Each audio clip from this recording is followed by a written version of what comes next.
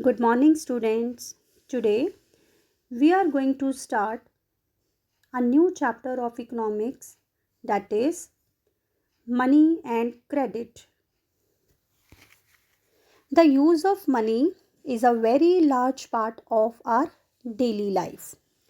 We would easily be able to identify several transactions involving money in a single day.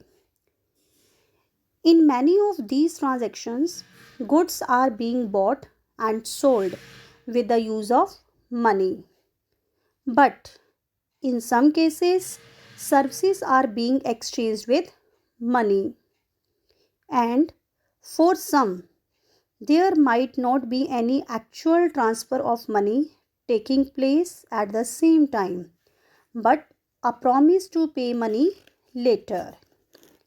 Now, question is, why transactions are made in money?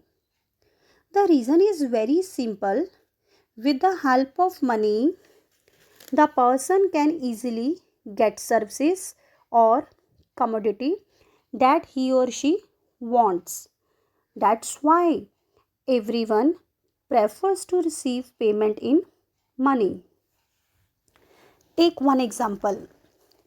A shoe manufacturer wants to buy wheat, then first he will sell the shoes. Whatever the money he earns, he will buy wheat with that money.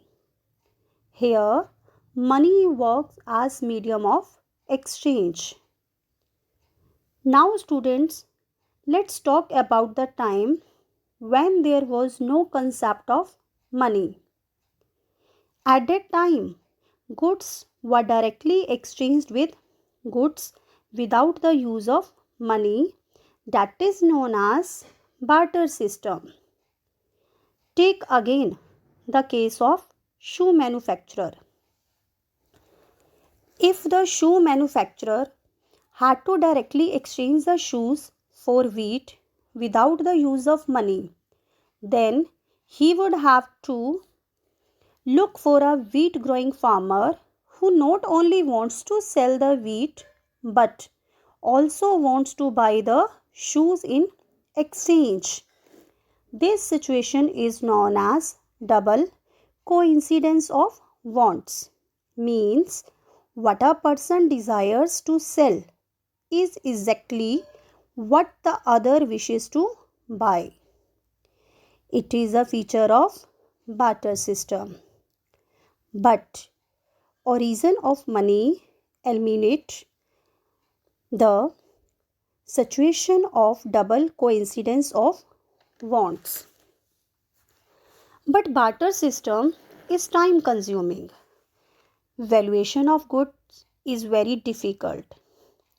And two people with different types of needs and goods must be there to satisfy each other needs. Because of all these limitations, money acts as an intermediate in the exchange process. It is called medium of exchange. Modern forms of money.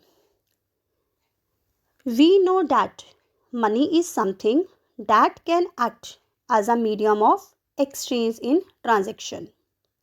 But which were the means of transactions in the olden times when no money was introduced? At that time, Indians used grains and cattle as money. Means barter system was there. Goods were exchanged for goods. Thereafter, the metallic coins, gold, silver, copper came into existence, such as Tughlaq coins. Now, let's take a look on currency. Modern form of money that include paper notes, coins, and demand deposits. Modern currency is not made of precious metal such as gold, silver and copper. And unlike grain and cattle, they are also neither of everyday use. So, the modern currency is without any of its own use. Now, question arises, why is it accepted as a medium of exchange? Reasons are because the currency is authorized by Government of India. Moreover, the transaction made in money or currency is easily acceptable. Reserve Bank of India issues currency notes on the behalf of central government. No other individual or organization is allowed to issue currency. The law legalizes the use of rupee as a medium of payment that cannot be refused in settling transactions in India. No individual in India can legally refuse a payment made in rupee. Now, take a look on advantages of money and currency. Money is used as medium of exchange. It offers economic freedom to the people. It is used for purchasing goods and facilities. It can easily be stored. Next topic is deposits with banks. The other form in which people hold money is as deposits with banks. People need only some currency for their day-to-day needs. Whatever the extra money they will have, they will deposit in bank. For example, workers who receive their salaries at the end of each month have extra cash at the beginning of month. Then they will deposit the extra cash in bank by opening a bank account in their name.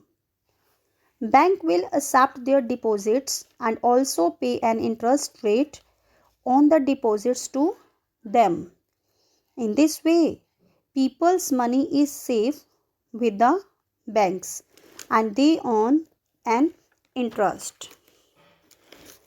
Banks also provide them the facility of demand deposit. Again, question is, what is demand deposit? Demand deposits are the deposits in the bank account which can be withdrawn on demand. Demand deposits are considered as money because demand deposits can be used as medium of exchange. They are easily acceptable. People can earn interest on these demand deposits. They help in settling payments with the use of cash.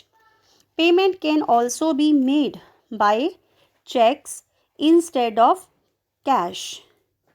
Let's discuss now what is check.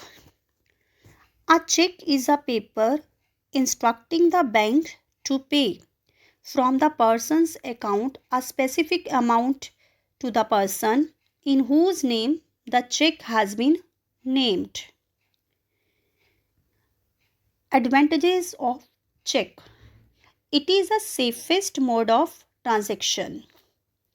It is easy to carry a check as compared to money. Payment can be made without the use of cash. So, we can say that currency and deposits are closely linked to the working of modern banking system. That's all for the day. Have a nice day.